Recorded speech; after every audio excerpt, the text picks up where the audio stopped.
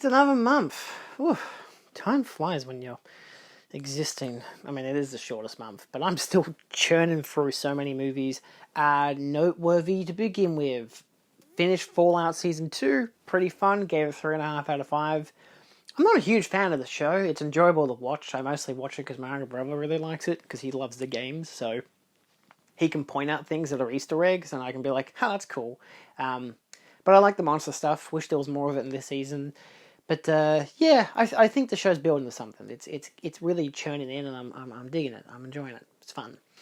We started the month. Okay, so this month I should pre-text this. I'm gonna stand over here. Oh no. Yeah, I kind of like this bit better. The light reflects my glasses a lot.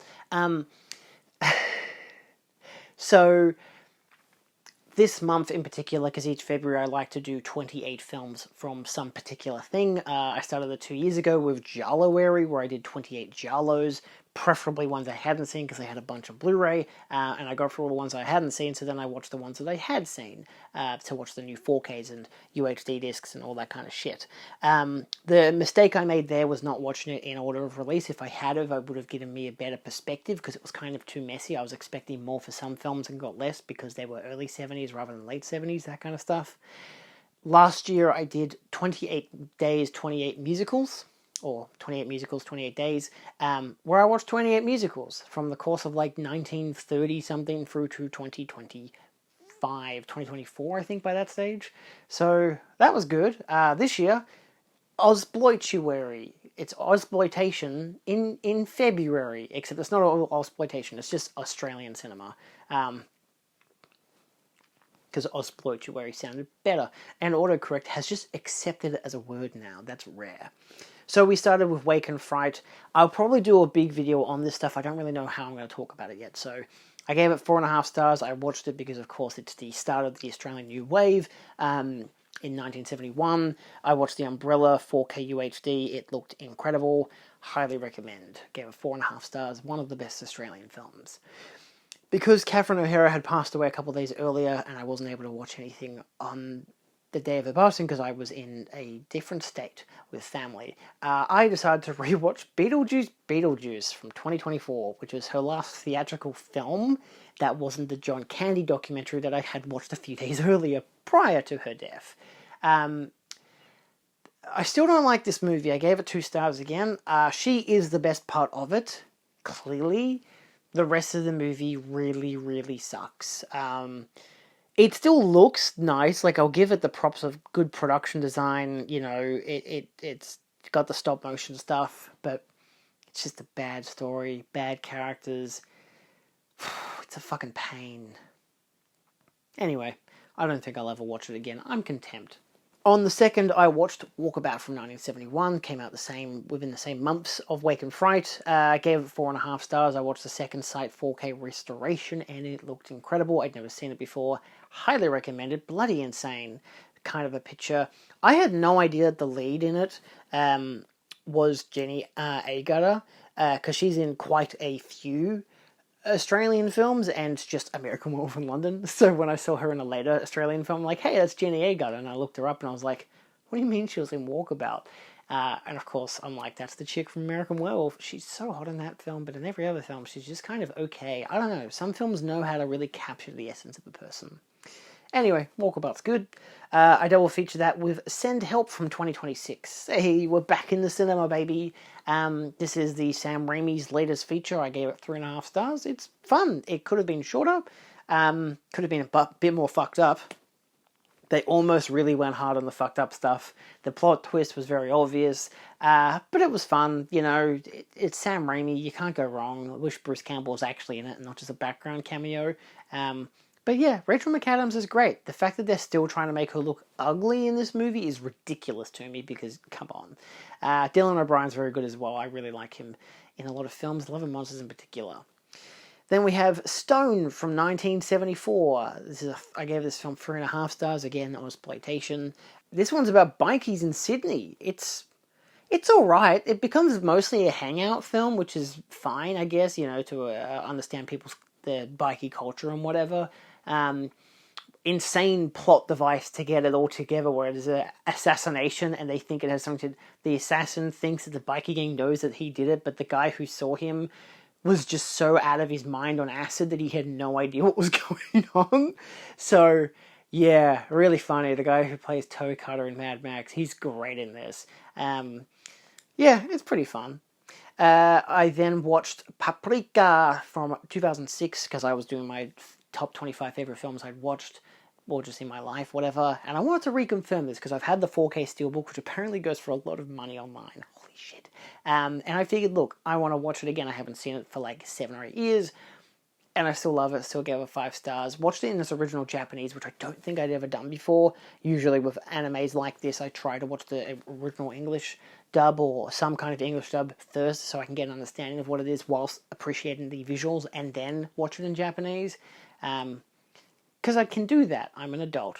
I love it. Perfect film. On the 4th, I did a double feature that was Alexander Helen Nicholas suggested, which was The Last Wave from 1977. Again, part of my exploitation. This is the 4K UHD from Umbrella. Most of these are Umbrella Entertainment releases, which is kind of funny. And this was excellent. At least a tremendous scan, looks amazing. I wasn't so big on the film. I was kind of underwhelmed by it, narratively, character-wise, and everything. It's still very interesting, and it's one that I think I'll go back to a couple more times because it's such a... It wasn't Nicholas Roeg, was it? It was the other guy. Peter Weir. So it was just after, like 2 years after he'd done Picnic at Hanging Rock. And given how Picnic at Hanging Rock is also a very contemplative film that you can really think on for a long time, that's kind of the effect The Last Wave has as well. So, yeah. And I'm trying to avoid rewatches for the Osblotuary thing. Wake and Fright was mostly because I got the 4K. But I did double feature with The Last Winter from 2006. This is a Larry Fessenden film. Excellent film. I gave it 4 stars. The Vinegar Syndrome 4K is incredible.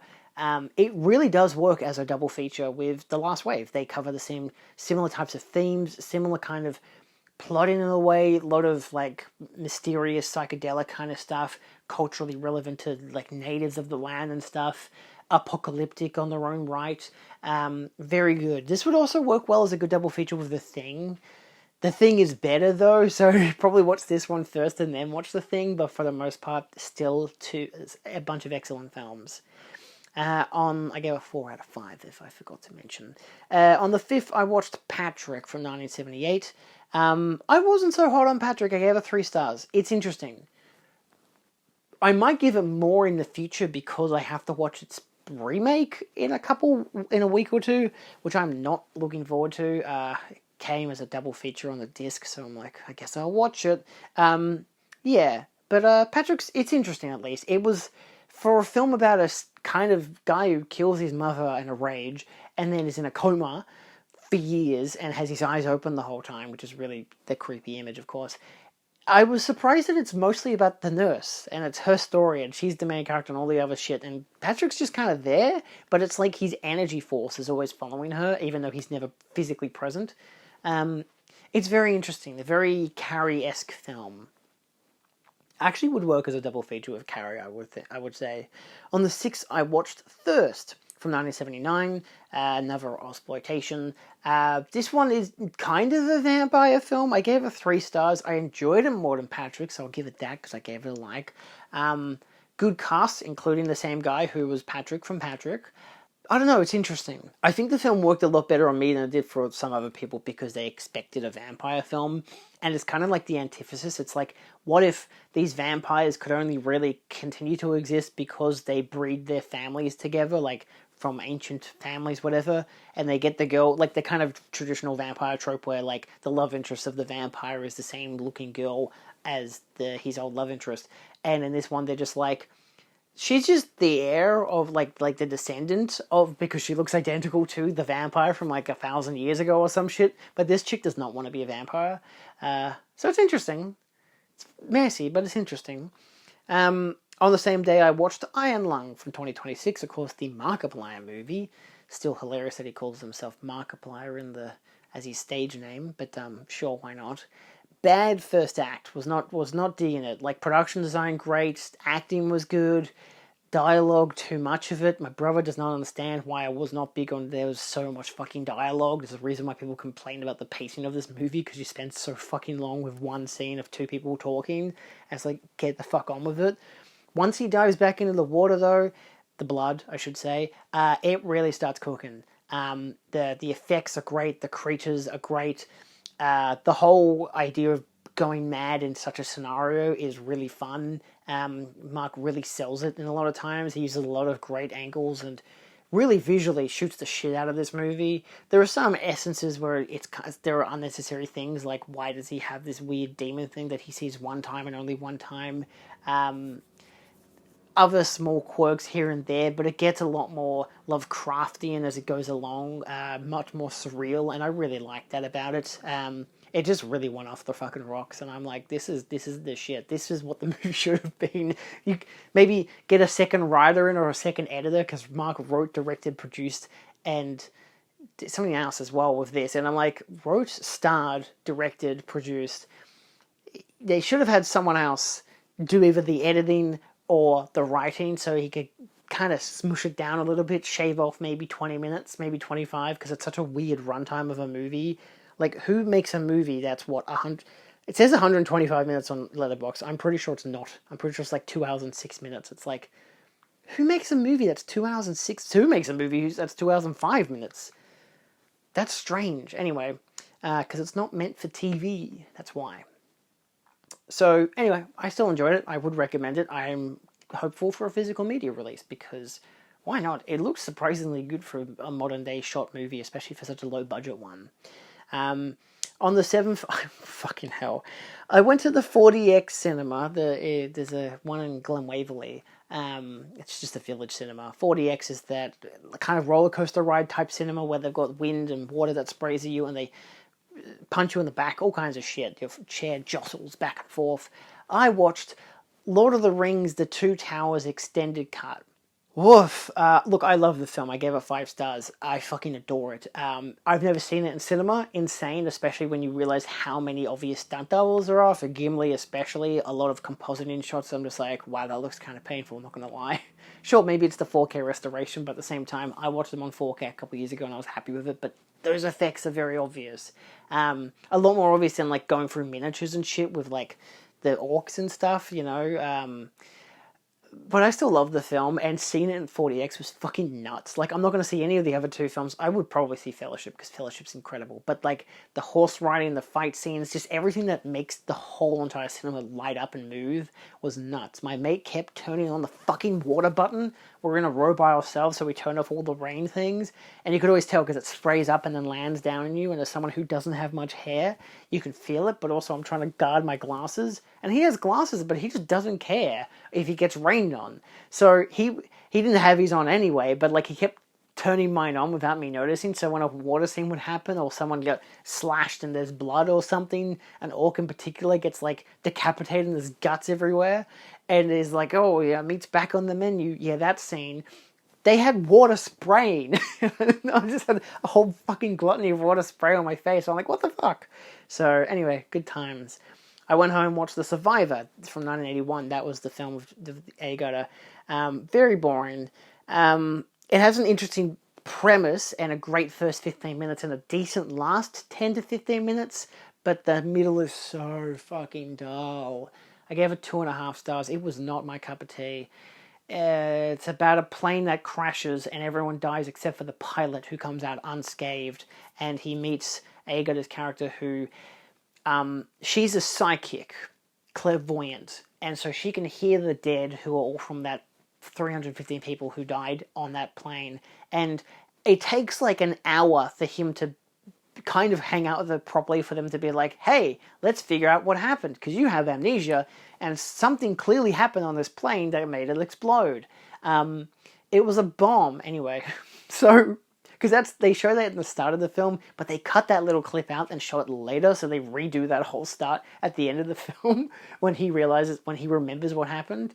So it's literally, they cut out like 10 seconds of the film, and you could feel it, because I'm thinking, something's happened here, and we haven't been told as an audience, and that's why, because it's a later reveal.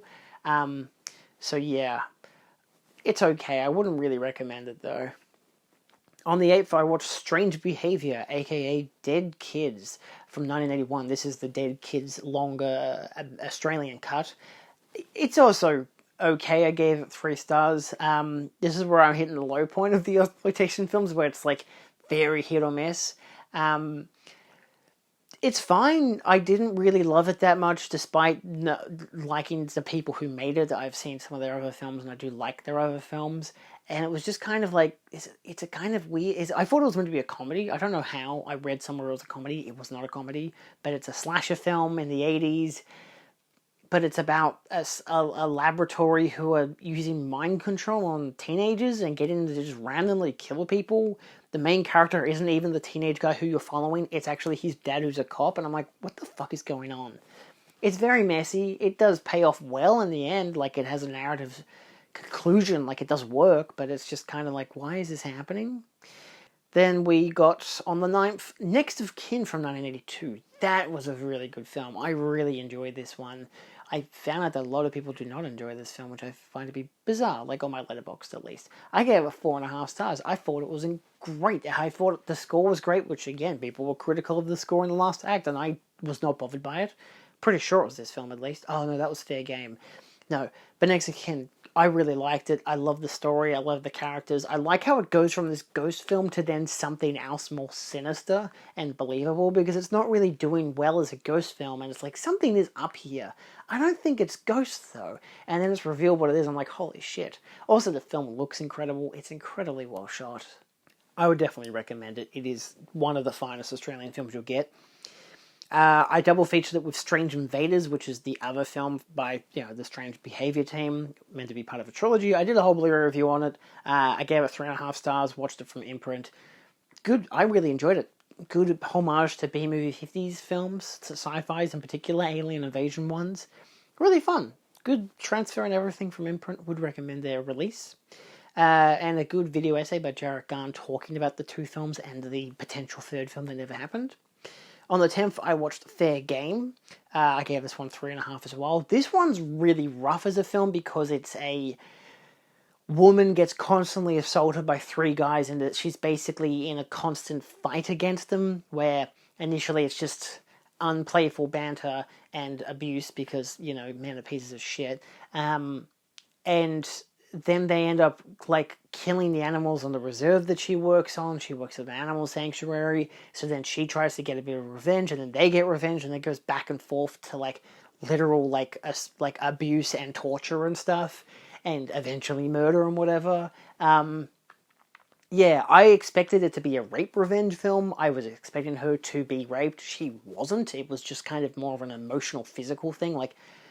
Not physical, but like her land, her house, her family, but her animals, whole place gets fucking destroyed. Like, they just go overboard with how much bullshit there is. The revenge part happens in like the last 15 minutes of the movie, and then by then it's like a Home Alone thing where she set up all these traps and stuff in her home.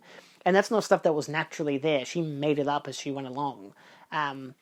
So it's interesting. It doesn't have the greatest payoff ending, but I still really liked it. This is, again, one where people didn't like the score as much in the last act, but I liked it. I wasn't disturbed by it. I wasn't annoyed by it, but it's an uncomfortable film to watch because it is just brutal for a long time, unrelenting for like 80 straight fucking minutes.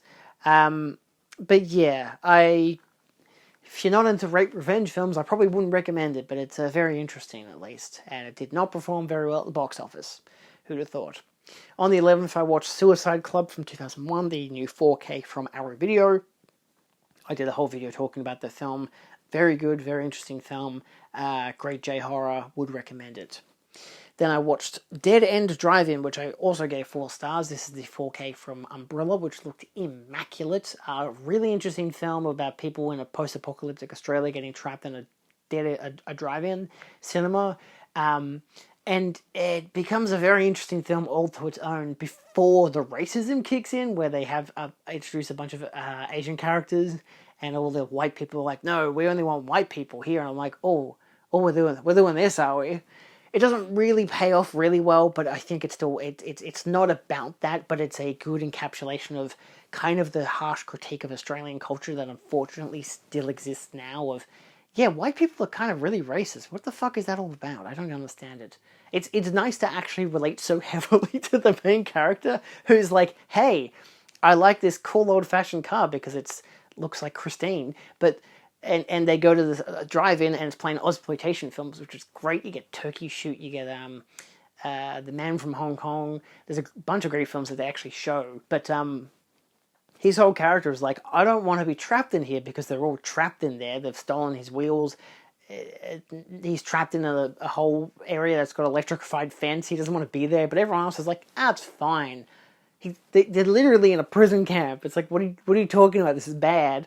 And then they involve the whole racism thing. And it's just like, yeah, no, I'm still with this main character. These guys suck. Get the hell out of there. Like, this is like the worst kind of a punk dimension where it's just like, they don't even understand punk anymore. They've just become Nazis. What the fuck?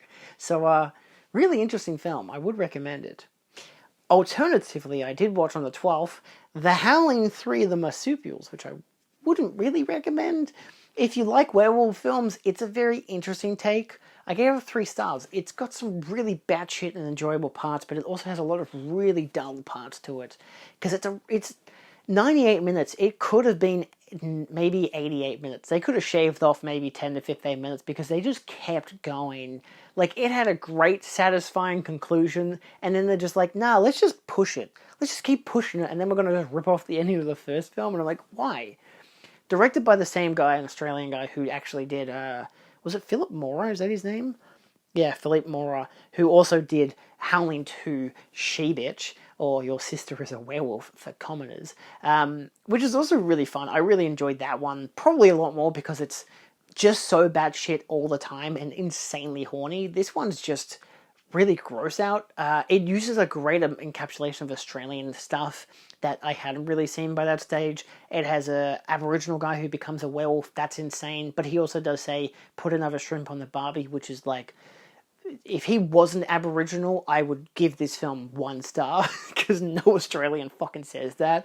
But it emphasizes this essence of like, oh, all these Australian marsupial werewolves are like the descendants of the Tasmanian tiger, which is insane of a plot device. It's interesting. It's just the fact that the plot goes every fucking direction. It's nuts.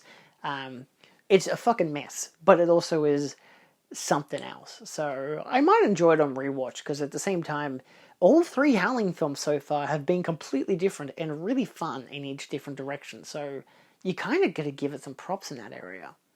And then I concluded that day with Dirty Work from 1998, the Dirtier Cut, which I gave 4 stars. I watched the Dirtier Cut on 4K from Vinegar Syndrome. Really funny. I like it when people get thrown into big trash cans, you know, the big skip bins. Really funny. I love how they kept repeating that gag. A lot of fun gags. You'll have the people claim that it's the humor has not aged well. I'm like, what are you talking about? This film's hilarious. I thought it was great. Norm Macdonald is great. It's an interesting like social commentary as well. It's good shit. What else did we watch this month? So I've talked about Dirty Work. Okay, I believe I am... Oh, Hard Eyes. So that was Friday the 13th that I filmed that previous clip that you just watched. So that was the day preceding Valentine's Day. Yeah, that piece of shit. So anyway, I watched Hard Eyes. I hadn't seen it before. I'm like, hey, I still have it in a shrink wrap. I've had it for like 4 months now. What's going on? And I'm like, look, it's Friday the 13th. I should watch a slasher film. And also, it's Valentine's Day. I'm pretty sure this is a Valentine's Day film. And it is. And that's one of the few Valentine's Day slashers that I've seen next to like My Bloody Valentine. And I really liked it. I gave it 4 stars. A lot of people on Reddit thought that was really strange. I was only sharing it on Reddit because on the Letterboxd, when you click the like button, it has like a face with 2 hard eyes. They have a special emoji just for this film. Isn't that crazy? I love when they do that. I was like, hey, what a cool Easter egg. But I really enjoyed it. I liked its horror comedy vibe.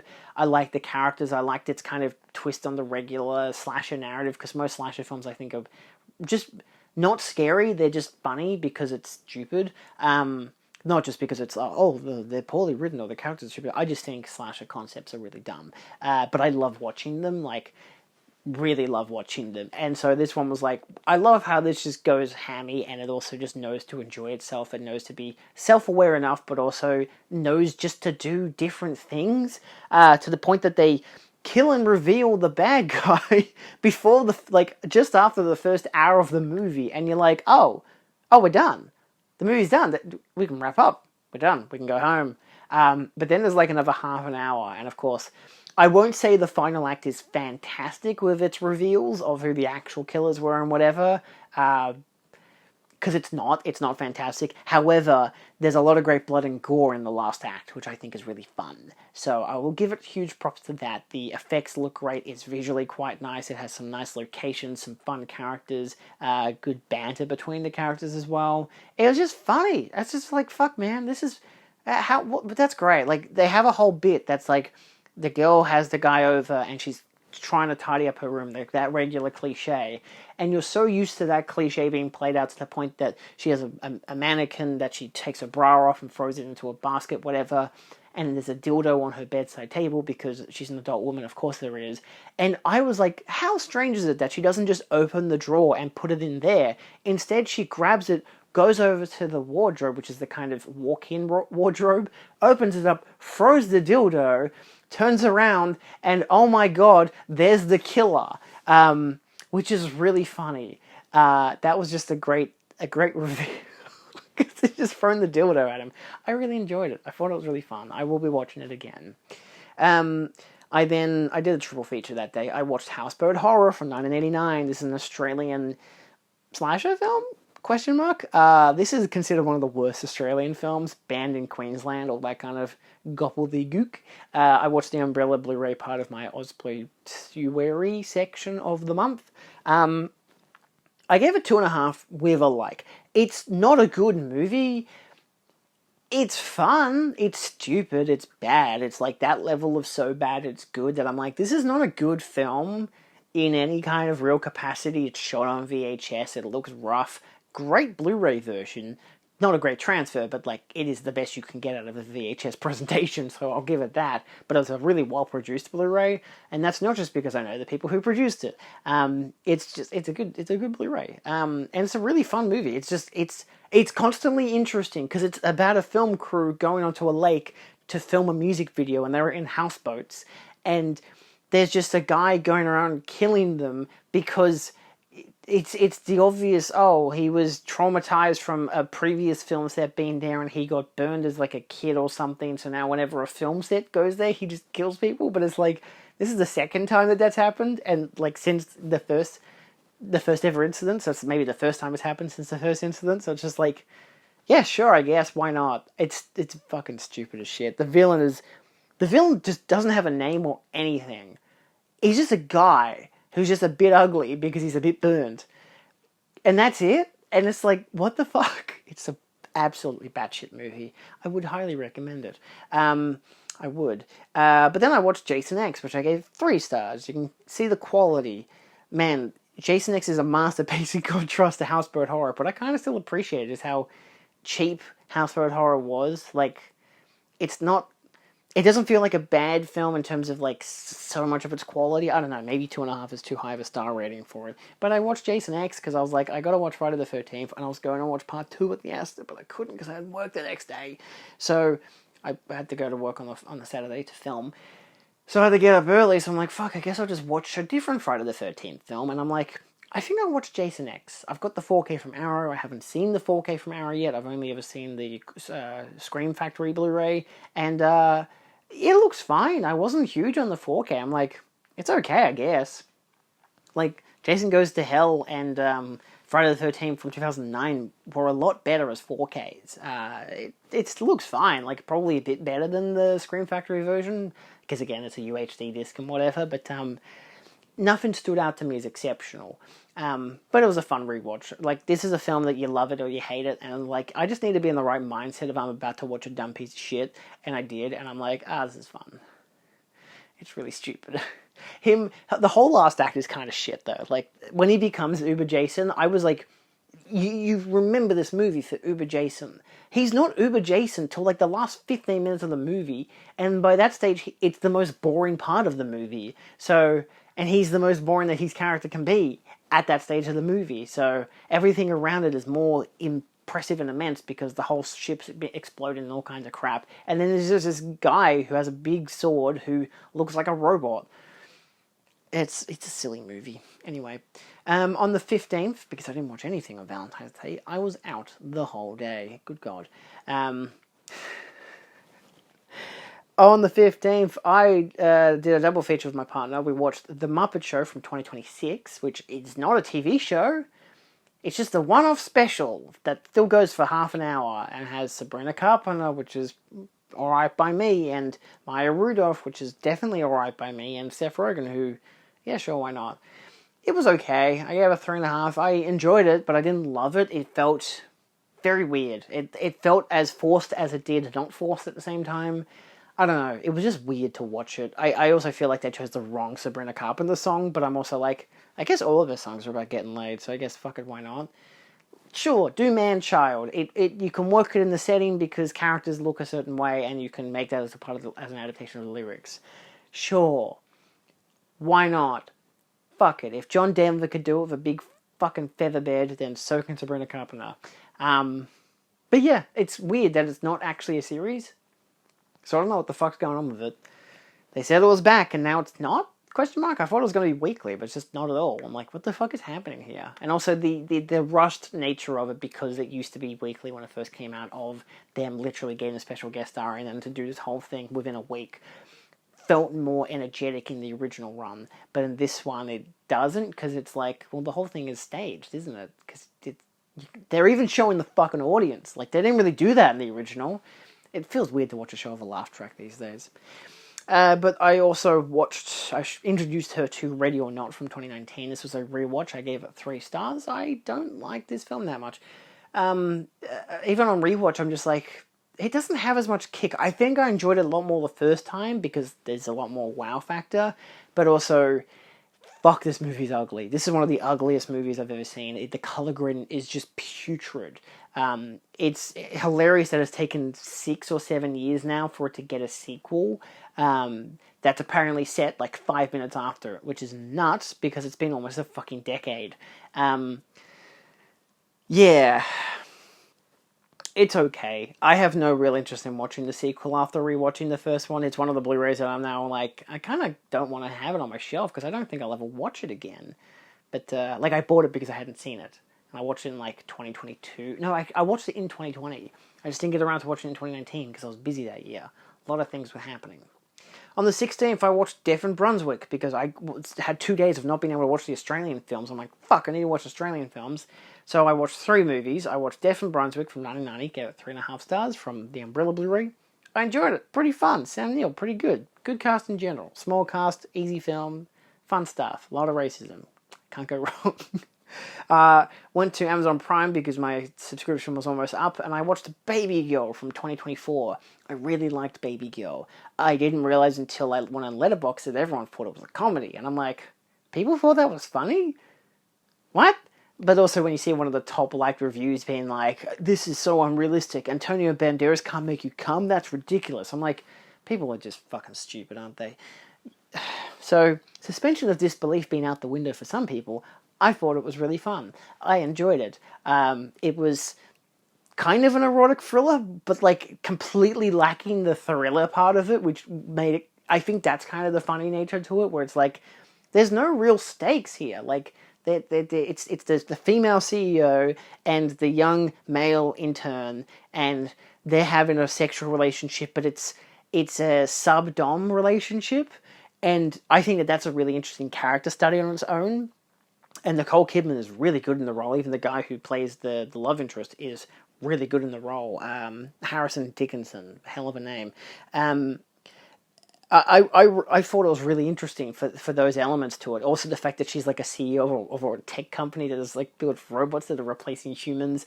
It's like, oh my god, these people are all terrible people. What the fuck?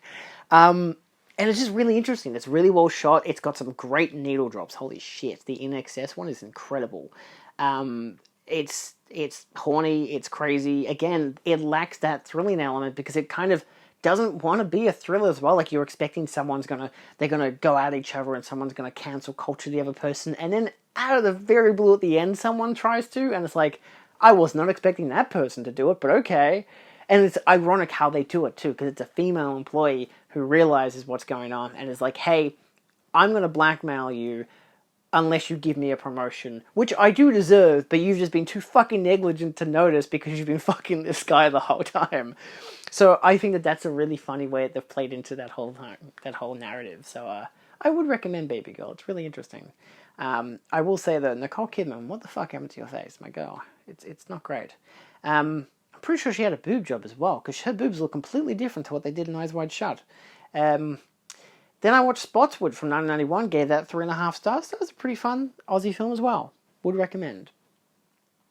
On the 17th, I watched Sirens. This is a rewatch. Haven't seen it since uni. Can't say I love it, but it was fun. It's still interesting. Has some interesting characters, some fun topics of discussion. A lot of nudity that doesn't feel like sexualized in a way, because it's all literally as artistic as possible. There was some sexualized nudity, but it's like not to do with the characters who are actually constantly naked. It's not bad. I enjoyed it. Fun film. Sure, why not? Double feature with another Australian film with Long Weekend, which is a fantastic eco-horror. I gave it 4 stars. Might pump it up if I watch it again soon. But I did watch the panel, the Cinemaniacs panel right after. That was on the Blu-ray because it's from Umbrella, and that was a really good panel with Lee and Alexandra Helen Nicholas and Sally Christie and Emma Westwood. That being Lee Gambon. Wonderful. Love it. 10 out of 10. Film, amazing. The way that whole panel elevated the film, even better. Great Aussie eco-horror film. Would recommend. Yes, that was from 1978. I kind of had to go back about 12 or 15 years, even though I'm currently in the 90s for that period. To the degree that the next day I watched Dating the Enemy from 1996. Pretty fun, romantic comedy. It's the body swap one, where it's a couple who, after a year of dating, you can see how much their lives have changed and how they're different people. Then they body swap, and they have a certain period of time to kind of reconcile and figure out who they are and whatever. And it's a really interesting kind of queer comedy as well. There's a lot of different elements to it because it's a couple. They're a heterosexual couple who are dating, and now suddenly the guy's in the girl's body and the girl's in the guy's body. And it does so many different elements of its own narrative. It's still very gender normative of the time. Of the late 90s, but at the same time, it's just kind of interesting to see that as a discussion point in cinema at that stage. So, progressive while still being limited to what capacity the 90s could achieve. So, interesting film. Then I went to the Astor Theatre to watch Inland Empire with my friend Caitlin because she is awful. She said, hey, let's go watch Inland Empire. I said, fine. Okay, let's do that. I did not want to watch it. I saw it last year after Lynch died because I had the Criterion 4K. This is the same 4K restoration. Fucking ugly ass film, but I love it. I still gave it 4.5 stars. Seeing it in the cinema was definitely something. Hell of a way to watch it because it's a film shot in 480p. Upscaled to 4K. Fucking nuts. It's fucking weird. It's a weird film. It's not for everyone. I still really like it. It's still bizarre. This is the only time I've watched it where I've actually not really wanted to watch it to the point that I almost fell asleep at one stage because I was just like so fucking tired. It was a Wednesday. It was the middle of the week. I'm tired. But I'm happy I saw it. Sure, why not? I got a free ticket because I had points at my Palace Cinemas thing. So I was like, yay, I didn't even have to pay for it. That's great. And there was a crowd, so at least there were some moments that worked with a crowd, but it was a lot better to watch Twin Peaks: The Return a couple weeks earlier with a crowd. That was a lot better. On the 19th, I went to the Astor again to watch Paul McCartney, Man on the Run. This is technically a 2025 film, but it's got now official release in 2026, so I'm counting it as a 2026 film. I went and saw this with my dad because he wanted to watch it because we don't have Amazon Prime anymore because my subscription ended, remember? No, hold on. Was I talking about... Yes, I was in this video. My God, I filmed so many videos today. So, we went and saw that. I was actually able to use my Film Critic membership, so I got a free ticket, which is wonderful. And I really liked it. It was projected in 4K. It had an interview with the director and Paul McCartney right after the film as well. It was a really interesting, surprisingly well-paced and really well-edited documentary. It's fascinating that it starts at him at the age of 27, just after the Beatles have broken up, and then going for the next 10 years, and from 69 to kind of 81, just after John Lennon passes, basically. And yeah, it was a really interesting encapsulation of that period that broke down things that I didn't know about. Like, I've known about his music for Wings and whatever. I've never really had a context for any of that stuff. So here, getting an actual context through actual footage that they filmed at the time, plus narration, worked really well. I thought it was a really good documentary about that. So if you're interested in Paul McCartney, the Beatles, Wings, it works. It's a good documentary. I would recommend it. Yeah, it's just fun too, because he's talking about this like, oh, I'm 27 and I need to grow up now because the Beatles are over and I need to actually figure out what I want to do in life. And I'm like, dude, I'm 27. I fucking wish I had the Beatles. Instead, I've had 10 years of YouTube and now I'm making a documentary. What's happening? So that was just kind of nice. I connected well with the film because of that. On the 20th, I watched Heaven's Burning from 1997. I gave it 4 stars. Again, another interesting Australian crime thriller. It's a road film. Would recommend. Very interestingly shot. Very well shot as well. The Blu-ray is a 4K restoration, which looks really nice. So what else did we watch? Oh my god. To continue, we had on the 21st Two Hands, which I gave 4 stars. Classic Aussie film. Can't really go wrong. It's one of the better ones out there. Heath Ledger, Rose Byrne, Brian Brown, is that his name? Good slate of Aussie actors. Yeah, it is Brian Brown. Yeah, it's good. It's interesting. It's depressing, but also funny. It's got some great character actors. Got a great slew of Australian cast in general. Would recommend. Really fun. I then watched Dark City from 1998. This is the director's cut on 4K from Arrow Video. I did watch it last year prior to meeting the director Alex Proyas at Supernova, but I decided, look, I got the 4K and now I've had it for a couple of months. I want to watch it because it is an Australian film, weirdly. It's like filmed in Australia, bunch of Australian extras and obviously the director and whatever. It's just mostly led by American actors. Who'd have thought it? American and British actors. So, that's just cinema, baby. So I gave it 4 stars. Still a good film. On the 22nd, I did a triple feature. I watched Chopper from 2000. This is the second sight Blu-ray. Really interesting. I gave it 4.5 stars. Just a very gripping tale. Really interesting portrayal of a narrative in its own regard, but also exceptional performance from Eric Bana. Highly recommend it if you haven't seen it. It is fucking nuts.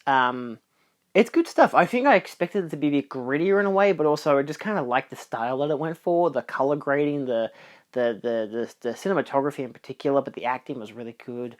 Great production design. So I then watched Wolf Creek, the unrated cut on Blu-ray. I had been debating getting an imprint 4K for a while, but apparently the film was shot in 1080p, and as much as it looks good in 1080p. The unrated cut looks great. I was fine with it. I have no real interest in upgrading to a UHD set when the only benefit is a UHD disc.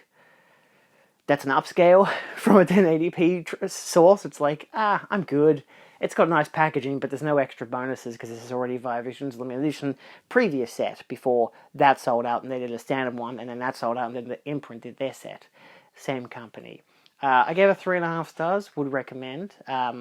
It does take a while to get going, because again, it's like 50 minutes before I think the torture porn happens. It's either that or 50 minutes before John Jarrett's character shows up, but I'm pretty sure it's 50 minutes before the, torture porn starts happening. And it's not too grotesque or fucked up. Like, again, even watching the unrated cut, there's only one particular scene where someone gets stabbed in the back where it's like, that's the wincing part. But it's interesting. It's a really interesting story and fucked up characters. And you feel bad for the tourists, but you feel mostly bad for the women because, my God, they get it worse than the guy does. But the fact that he just abandons them is just like, wow, what an asshole. So it's kind of crazy. Anyway, I'll be watching the second one soon. I got the director's cut in the other day. I then watched The Conjuring Last Rites because I have the Blu-ray now. I thought it was fine. It's exactly what I expected from the Conjuring films that aren't directed by James Wan. I did not like the previous one, The Devil Made Me Do It. I was not a fan. This one was better, but it was just had more character, more energy to it. The effects were pretty good. The big Annabelle doll that started haunting them was kind of hilarious because I'm like thinking, I haven't seen the Annabelle films yet. Does she just do that? Is that a thing? So, and I mostly watched it because my parents were out the whole weekend for their anniversary. So I'm like, it's the noisiest film I'm going to watch because you're going to get really quiet moments that you don't want background noise, and then really loud moments because loud ghosts. Because ghosts are loud. On the 23rd, I watched The Crocodile Hunter Collision Course, which I gave 3 stars. I watched the Blu-ray, did a review on the Blu-ray. Not a great film, but not a bad film. It's if you like the TV show, it's fun. If you're expecting an actual movie, you're not going to get one. I mean, kind of, but not really. Check out my Blu-ray review. I'm pretty critical of its whole palette, but at least Steve Irwin's great. You can't go wrong with Steve Irwin. Then I watched Irresistible from 2006. Not great. I gave it 2 stars. It's really messy. Tries too hard to be a compelling thriller when it's not that compelling. And I'm like, wait, is there ghosts? And it's like, nope, it's not ghosts. So why are they mentioning the dead mum? Oh, just trauma. Okay. So what else? You realize it's all trauma from mums abandoning people, and that's the twist of the movie. It's in that period of time when they really needed a twist. There's actually not just one twist, but 2 twists in that movie. One of them is that the main characters. Was it Susan Sarandon, Emily Blunt, Sam Neill? Emily Blunt is Sam Neill's assistant. She's actually secretly Susan Sarandon's daughter. Don't worry, you're not going to watch this movie. So that's the twist. It's really poorly delivered because it's just kind of, she's a daughter. That's about it. I'm like, this should have had a heavier impact, like an emotional impact or something, like a dun-dun-dun moment. It doesn't have shit. But then the final twist, after everyone's reconciled and everything, is that Emily Blunt isn't the daughter. She grew up with the Susan Sarandon's actual daughter, and that she gave up for adoption because she was too young. And that's it. She's pretending that she's her daughter when she actually isn't, which is crazy. And I'm like, that's it. Like the movie ends on that. There's nothing else. That's the last scene, and I'm like, that's a weird final twist. Okay, I was confused by it. I had to read up what the fuck it even meant, and I'm like, oh. That's her actual daughter, and you realize because the actual daughter looks like a young Susan Sarandon. I'm like, oh, that's kind of crazy. Anyway, then on the 24th, I watched 10 Canoes, which I gave 4 stars. Really good. It's a really interesting tale about an Aboriginal tribe in Australia, narrated by David Gulpilil. I'm really bad at pronouncing his name. Gulpilil. There we go. Really interestingly filmed, nice contrast with black and white and color photography. It's all in a native language. It's a very interesting kind of pseudo documentary, pseudo autobiography thing. Not of David's story, but like of a story from his culture. So I would recommend it. It's probably one of the more unique Australian films that really captures the Aboriginal or First Nations narrative in some capacity because it's, tribal stuff. I then watched the 2013 short film Cargo, which I really liked. It was like 8 minutes long, and it was on the Blu-ray for the 2017 film Cargo, which I did really like. The 2017 film Cargo, gave it 3.5 stars. The short film, in the short nature of it, is more, there you go. Like if I had actually watched that first, which I didn't, I watched the narrative feature. I feel like the short would have had maybe more impact, but then I really kind of like the emotional impact that the feature had, because the feature had more time to expand on the ideas and add an extra depth to the narrative, mostly because it adds the First Nations perspective and it becomes a really interesting commentary on Aboriginal people versus the colonialism thing, and how, like, in this zombie apocalypse, why are all the people except for the Aboriginals dying? It's kind of ironic. So it's interesting. It's not hugely heavy-handed on like a political front or anything, like saying, yeah, the natives are the best because they're one with nature. It's like, no, they just are one with nature, and because of that, they respect it. They just don't die from the plague that turns you into a weird zombie that buries your head in the sand. There's a lot of symbolism in it, but it's still a really compelling narrative without the discourse, but at the same time, it's heightened because of the discourse. I then watched Rib Spreader from 2022, which was okay. This is on the 25th. I did a triple feature. It was fine. It's, if you like trauma films, especially Toxic Avenger, hugely Toxic Avenger, this is up that alley. It's that kind of B-movie camp, low-budget schlock, very racy, very violent, very vile in general. A lot of the "you can't say that anymore" kind of crowd would probably shit themselves if they saw a movie like this, because they'd be like, oh, you, as in like the people who complain that you can't say slurs and shit anymore, because it's like you watch this movie and you're like, they're still saying that stuff because it's just appropriate to the characters and the world that they're in, where they're all vile, disgusting people, which is really funny. It's shot in South Australia. It's pretty fun. I would recommend it. I didn't love it personally, but because it's not completely my cup of tea, mostly again because of the schlocky nature of it. Again, I love very street trash, Toxic Avenger Trauma style. I'm not huge on that style of filmmaking, but it's still fine. Like, if you like that style, you're gonna like it. So that's basically the best I can give. It does have some fun characters though, but the audio design's pretty shit in some scenes, so which really sucks. I then watched Daybreakers from 2009. This is the 4K UHD. Didn't like it that much. I gave it 2.5 stars. It's a very kind of lame vampire film. It's, I don't know. It's one of those, what a great idea that's so poorly executed, but then as the execution goes along, you're like, oh, there kind of really wasn't an idea to this. It was just, what if there was a plague and like someone got bit by a vampire bat and then everyone became vampires and you could choose to be a vampire or be human, but then the humans become the small part of the population, get hunted, and you're like, oh, this could be interesting, but then it just becomes like 10 years later and it's like, oh, they're actually running out of blood because they're running out of human stock because they're using humans for blood, which is not as heavy in the narrative as it should have been. If you don't drink enough blood, you'll turn into an actual vampire bat monster, which is a really cool design, but really poorly utilized within the narrative. They're kind of going for a social commentary on the poor people turn first, then the rich people will, but they don't have enough time to develop those themes. It's just really messy, because then the main character, who is a vampire, becomes human again, and then it's just like, that's the resolution, you can become human again. But then Vince Colosimo, of all people, is there, and he's like, actually, I've made a proper alternative for human blood, so we can use that instead. And then Ethan Hawke's like, fuck you, I'm going to kill you because you're a vampire, and vampires are bad. And then they walk off into the sunset. Not great. But then I watched a really good one, which was Lesbian Space Princess, which I gave 4 stars. That one I would highly recommend. Fun, again, Australian queer comedy, really fun animation, really fun topic of discussion about self-identity and whatever, good music as well, fun characters, fun villains. Would pair up well with Scott Pilgrim vs. the World as a pretty fun double feature, so definitely would recommend Lesbian Space Princess. It's everything you get is in the title, which is really fun. And again, it's an Australian film, so it's like all Australian like comics and stuff who are doing the voice acting, which is really cool.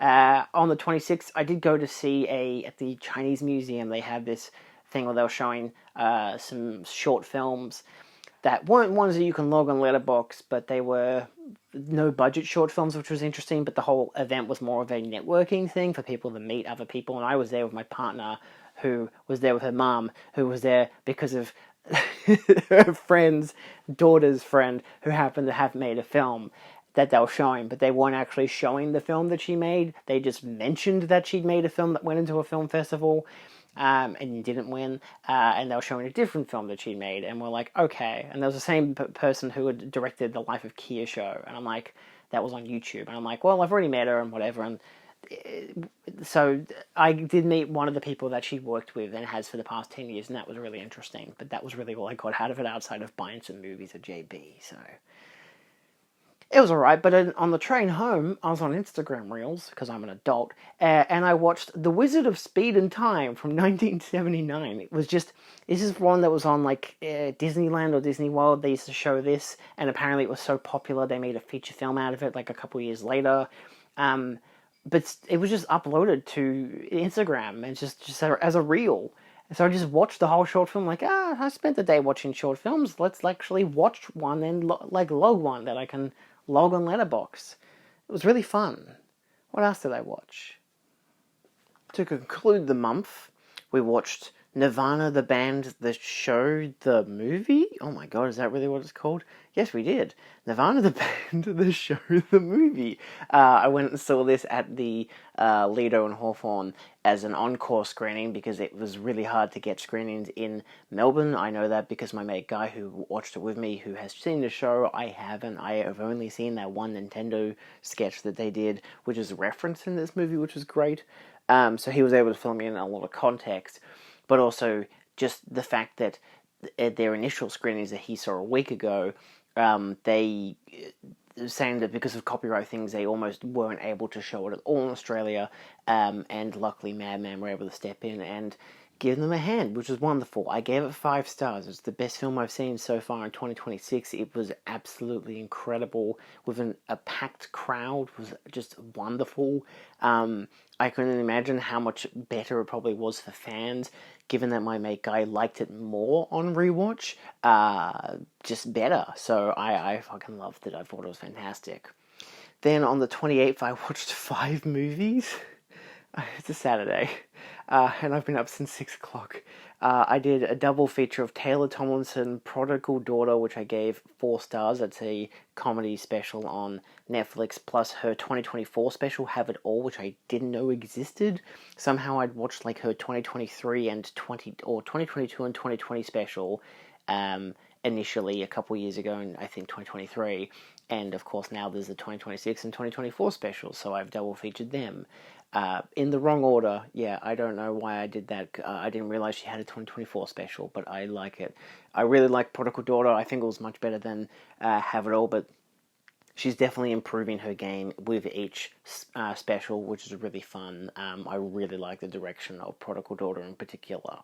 I then watched Wolf Creek 2, the unrated director's cut from 2013. I gave it 4 stars. I'm like, I just really enjoyed this. I know it's still, the torture porn stuff, but I liked it. I thought it was a better version of what the first film was. It doesn't try to do the first film. It just is like, what if this guy's just kind of like this all the time, but has to deal with different situations? So what if you get his good day is the Wolf Creek film, but his bad day is Wolf Creek 2? And it was really fun. A lot more humorous than I expected. The tourist characters were really interesting, and I like how brutal it was in so many avenues, maybe just because it was the unrated director's cut, but I do highly recommend it. It's really interesting. A very interesting Australian horror film in general, but it depends if you like that style of film that's a mixture of Jewel and Saw. Anyway, and then I watched Night of the Juggler from 1980. This is the Radiance Transmission label, their new one, the 4K UHD. I gave it 4.5 stars. Incredible first act, absolutely true. I was on the edge of my seat. I kind of thank God it didn't go that direction for the rest of the movie. And then watching the special feature interviews, especially with James Brolin, and him saying how, oh yeah, the director we had quit after 10 days, because I broke my foot. So he was in hospital for 10 days, and when they got out, the director, Sidney J. Fury, had moved on to another project, and they got a different guy in, and it was a different language, and you can kind of feel that in the film. But I think it still really works, the grittiness, the character actors. It's a spectacular film, an incredible 4K. I highly recommend it. Really solid 80s New York film, good thriller. Just a great mistaken identity case as well. And then to end the month, because I really just wanted to watch it, I haven't seen it since 2022, I think. Maybe. Since July 2022, I rewatched Booksmart. I haven't seen this movie in almost 4 years, which is not saying a lot, but also saying that I've seen it 1, 2, 3, 4, 5, 6, 7 times now. I've seen this movie 7 times. That is nuts. I love this movie. I gave it 4.5 stars. There's only just a little increments that I'm not completely happy about. Some characters needed a bit more development, and there's just some obvious ADRing with Will Forte's character, and just one of the scene just has really bad ADR. The very shot from behind, so they can just dub in lines later, probably because of the improvised dialogue, and then they've just chosen that take for the reaction shot and whatever. I don't love that kind of American comedy. I don't even like high school movies that much, despite Carrie being great, Back to the Future, Grease. There's a lot of good high school movies, but I love Booksmart. I love the characters. It's just got a beautiful vibe to it, and it's got such an excellent cast. It's one of those. It's like Once Upon a Time in Hollywood, where you realize now all those people are pretty big now. I mean, not all of them, but a good portion of them. Jessica Williams in particular this time around, I'm like, fucking love Jessica Williams. I mean, I know because I've been watching Shrinking, and I'm like, man, she's really good in Shrinking. But I'm thinking, what do I know her from? And then rewatching this, I'm like, oh, she's Miss Fine, of course. How did I not realize she's Miss Fine? She's incredible. I love her. I mean, Billy Lord is terrific in it. The whole cast are fucking amazing. It's just really fun and a great just comfort movie. So that tops off February. I watched over 50 movies. Actually, I had 49, so if we have, that's 49, 50, 51, 52, 53, 54, about 54 films, plus Fallout, and yeah, so that's crazy. Okay, that's all. I did start watching the Schitt's Creek, which I got the whole DVD set of. It's now on Netflix, so I'm like kind of watching it on there instead because it's easier to binge and it's in HD because obviously the DVDs are not HD and it's really annoying. But at the same time, it's still a fun show, so I would recommend it. Anyway, see you next month. Bye.